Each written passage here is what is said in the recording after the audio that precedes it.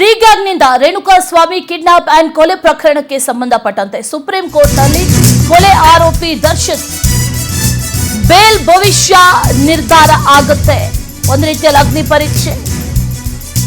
Supreme ಕೋರ್ಟ್ನಲ್ಲಿ ಭವಿಷ್ಯ ನಿರ್ಧಾರ ಆಗುತ್ತೆ.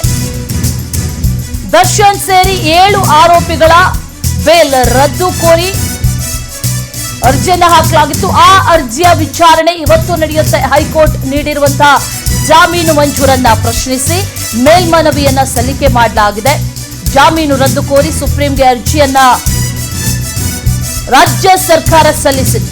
ನ್ಯಾಯಮೂರ್ತಿಗಳಾದಂತಹ ಪ್ರತಿವಾಲಾ ಮಹದೇವನ್ ಪೀಠದಲ್ಲಿ ವಿಚಾರಣೆ ನಡೆಯುತ್ತೆ.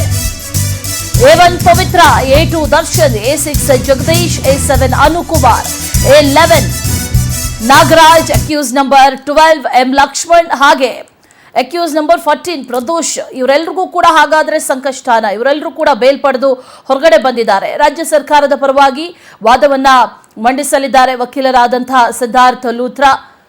ಅರ್ಜಿ ವಿಚಾರಣೆ ಇದೆ.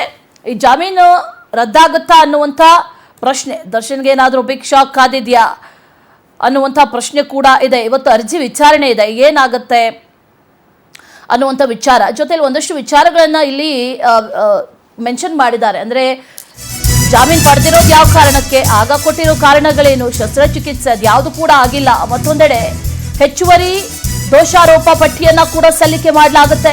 132 ಪುಟಗಳ ಹೆಚ್ಚುವರಿ ಚಾರ್ಜ್ ಶೀಟ್ ಅನ್ನ ತನಿಖಾಧಿಕಾರಿ ಸಲ್ಲಿಕೆ ಮಾಡಿದ್ದಾರೆ. 132 ಪುಟಗಳು ಹೆಚ್ಚುವರಿ ಚಾರ್ಜ್ ಶೀಟ್ ಕೂಡ ಆಡ್ ಆನ್ ಆಗುತ್ತೆ. ದಾಖಲಾತಿ, FSL ರಿಪೋರ್ಟ್ ಇದೆಲ್ಲವನ್ನು ಕೂಡ ಒಳಗೊಂಡಂತ ಹೆಚ್ಚುವರಿ ಚಾರ್ಜ್ ಶೀಟ್ ಅನ್ನ ಕೂಡ ಈಗಾಗಲೇ ಫೈಲ್ ಮಾಡಿದ್ದಾರೆ. ಆರೋಪಿ ಪುನೀತ್ ಮೊಬೈಲ್ ಅನ್ನ ರಿಟ್ರೀವ್ ಮಾಡಿದ್ದಾರೆ ಪೊಲೀಸರು. ಈ ಪಟ್ಟಣಗೆರೆ ಶೆಡ್ ನಲ್ಲಿ ದರ್ಶನ್ ಇದ್ದಂತ ಫೋಟೋಗಳು ಕೂಡ ಅದರಲ್ಲಿ ಲಭ್ಯ ಆಗಿದೆ.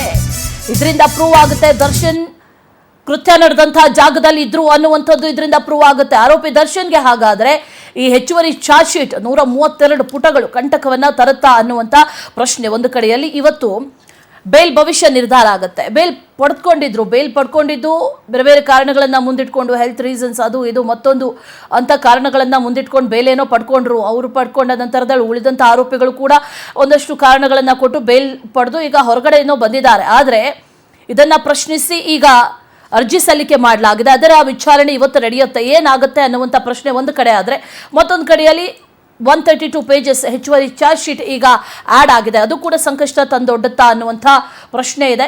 ಮತ್ತಷ್ಟು ಡೀಟೇಲ್ಸ್ ಅನ್ನ ನೀಡ್ತಾರೆ ನಮ್ಮ ಪ್ರತಿನಿಧಿ ಸಂತೋಷ್. ದೂರವಾಣಿ ಸಂಪರ್ಕದಲ್ಲಿ ಜಾಯ್ನ್ ಆಗ್ತಾ ಇದ್ದಾರೆ. ಸಂತೋಷ್, ಗಮನಿಸ್ತಾ ಇದ್ದೀವಿ ಸುಪ್ರೀಂ ಕೋರ್ಟ್ನಲ್ಲಿ ಈಗ ಭವಿಷ್ಯ ನಿರ್ಧಾರ ಆಗುತ್ತೆ. ಏನಾಗಬಹುದು? 132 ಪುಟಗಳ ಹೆಚ್ಚುವರಿ ಚಾರ್ಜ್ ಶೀಟ್ ಏನಿದೆ ಇದು ಸಂಕಷ್ಟವನ್ನ ತರಬಹುದಾ? ಬೇಲ್ ರದ್ದಾಗಬಹುದಾ? ಮತ್ತೆ ಜೈಲಿಗೆ ಹೋಗೋದು ಗ್ಯಾರಂಟಿನ? ಹಾಗಾದ್ರೆ ಡೀಟೇಲ್ಸ್ ಅನ್ನ ಕೊಡೋದಾದ್ರೆ ಸಂತೋಷ್. ಅಶ್ವಿನಿ, ಪ್ರಮುಖವಾಗಿ ಇವತ್ತು ರೇಣುಕಾಸ್ವಾಮಿ ಕೊಲೆ ಪ್ರಕರಣಕ್ಕೆ ಸಂಬಂಧಪಟ್ಟಂತೆ ಆರೋಪಿಗಳಾದಂತಹ ಒಟ್ಟು 14 ಜನ ಆರೋಪಿಗಳಲ್ಲಿ ಪ್ರಮುಖ 7 ಜನ ಆರೋಪಿಗಳ ಜಾಮೀನನ್ನ ರದ್ದು ಮಾಡಬೇಕು ಅಂತ ಬೆಂಗಳೂರು ಪೊಲೀಸರು ಸುಪ್ರೀಂ ಕೋರ್ಟ್ ಮೊರೆಯನ್ನು ಹೋಗಿದ್ರು. ಕಳೆದ ಬಾರಿ ವಿಚಾರಣೆ ನಡೆದಂತ ಸಂದರ್ಭದಲ್ಲೂ ಕೂಡ ಸಂಪೂರ್ಣವಾಗಿ ಪೊಲೀಸರು ದಾಖಲಿಸಿರುವಂತಹ ದಾಖಲೆಗಳಿರ್ಬೋದು, ಆರೋಪ ಎಲ್ಲವೂ ಕೂಡ ಸುಳ್ಳು ಅಂತ ವಾದ ಮಾಡಿದ್ದಂತಹ ಅಭಿಷೇಕ್ ಮನು ಸಿಂಘಿ, ಮುಖ್ಯವಾಗಿ ಪವಿತ್ರ ಗೌಡ ಮತ್ತು ದರ್ಶನ್ ಪರ ವಕೀಲರು ಸುಪ್ರೀಂ ಕೋರ್ಟ್ಗೆ ತಮ್ಮ ಪ್ರತಿವಾದವನ್ನು ಕೂಡ ಮಾಡುವಂತಹ ಪ್ರಯತ್ನವನ್ನು ಮಾಡಿದ್ರು. ಅದರ ವಿಚಾರಣೆಯನ್ನು ಇವತ್ತಿಗೆ ಮುಂದೂಡಲಾಗಿತ್ತು. ಇವತ್ತು ನಡೆಯಲಿರುವಂತಹ ವಿಚಾರಣೆ ಸಾಕಷ್ಟು ಮಹತ್ವವನ್ನು ಪಡೆದುಕೊಳ್ಳುತ್ತೆ. ಸಹಜವಾಗಿ ಮೊನ್ನೆ ಕೂಡ 48 ನಿಮಿಷಗಳ ಕಾಲ ವಿಚಾರಣೆ ಸುದೀರ್ಘವಾಗಿ ನಡೆಸಲಾಗಿತ್ತು. ವಾದ ಪ್ರತಿವಾದವನ್ನು ಆಲಿಸಿದಂತಹ ಸುಪ್ರೀಂ ಕೋರ್ಟ್ ಇವತ್ತಿಗೆ ಮತ್ತೆ ವಿಚಾರಣೆಯನ್ನು ಮುಂದೂಡಲಿಕ್ಕೆ ಮುಂದಾಗಿತ್ತು. ಸಹಜವಾಗಿ ನ್ಯಾಯಮೂರ್ತಿ ಪ್ರತಿವಾದ ಹಾಗೂ ಮಹದೇವನ್ ಪೀಠದಲ್ಲಿ ಇವತ್ತು ವಿಚಾರಣೆ ಕೂಡ ಮತ್ತೆ ಆರಂಭವಾಗಲಿದೆ. ಮತ್ತೆ ಇವತ್ತು ಸರ್ಕಾರ ಕೆಲವೊಂದಿಷ್ಟು ವರದಿಗಳನ್ನ ಸುಪ್ರೀಂ ಕೋರ್ಟ್ಗೆ ಸಲ್ಲಿಕೆ ಮಾಡುವಂತ ಸಾಧ್ಯತೆಗಳನ್ನು ನಿರೀಕ್ಷೆ ಮಾಡಬಹುದು. ಅಶ್ವಿನಿ, ಸಹಜವಾಗಿ ದರ್ಶನ್ನ ಮೇಲೆ ದೋಷಾರೋಪ ಪಟ್ಟಿಗಳನ್ನ ಸಲ್ಲಿಕೆ ಮಾಡಲಾಗಿತ್ತು. ಆದ್ರೆ ಹೆಚ್ಚುವರಿಯಾಗಿ ಮತ್ತಷ್ಟು 132 ಪುಟಗಳ ದೋಷಾರೋಪ ಪಟ್ಟಿಯನ್ನ ಈಗಾಗಲೇ ಸಲ್ಲಿಸೋದಕ್ಕೆ ಸುಪ್ರೀಂ ಕೋರ್ಟ್ಗೆ ಸರ್ಕಾರ ಮುಂದಾಗಿರುವಂತದ್ದು. Thank you Santosh ಡೀಟೇಲ್ಸ್ಗೆ.